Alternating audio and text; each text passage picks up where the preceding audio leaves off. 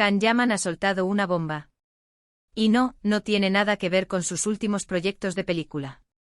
El actor turco que nos tiene a todas suspirando cada vez que sale en pantalla, ha abierto su corazón de par en par y nos ha contado algo que nos ha dejado heladas. La razón por la que todavía no ha formado una familia tiene tela, amigos. Vamos a ver, Can Yaman es un torbellino. Siempre está viajando, grabando, rodeado de cámaras, de fans. Es un no parar. Y claro, uno piensa, ¿cuándo tiene tiempo este hombre para sentar cabeza? Pero no, la cosa va mucho más allá. Él mismo lo ha confesado y la verdad es que da que pensar. Resulta que Can Yaman siente una presión tremenda. Tremenda, os lo digo. No es solo la presión de ser famoso, de tener que estar siempre perfecto.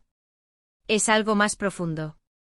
Según él, el hecho de que su vida sea tan pública, tan expuesta, hace que sea súper complicado pensar en crear un hogar, en formar una familia. ¿Os imagináis? Tener que exponerte a ti, a tu pareja, a tus hijos, todo el tiempo bajo el foco. Uf, solo de pensarlo me da un escalofrío. Para ser honestos, yo entiendo perfectamente por dónde va. Cuando eres una figura pública de su calibre, cada paso que das, cada relación que tienes, es analizada con lupa. ¿Y para una familia?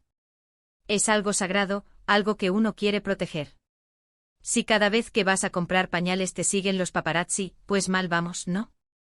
Can Yaman lo ha dejado clarísimo, quiere tener esa intimidad, esa normalidad que te da la familia, y sabe que con su nivel de fama es casi misión imposible.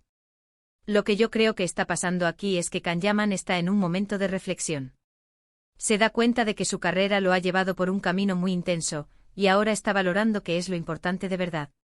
Él habla de querer disfrutar de cosas sencillas, de tener un espacio propio donde ser él mismo, sin el peso de la imagen pública. Y la familia, claro, encaja perfectamente en ese deseo de lo auténtico, de lo real. Muchos dicen que esto es solo una excusa, que en realidad no quiere comprometerse. Pero yo sospecho que va más allá.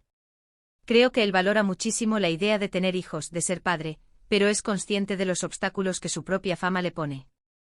Es una jaula de oro, por así decirlo.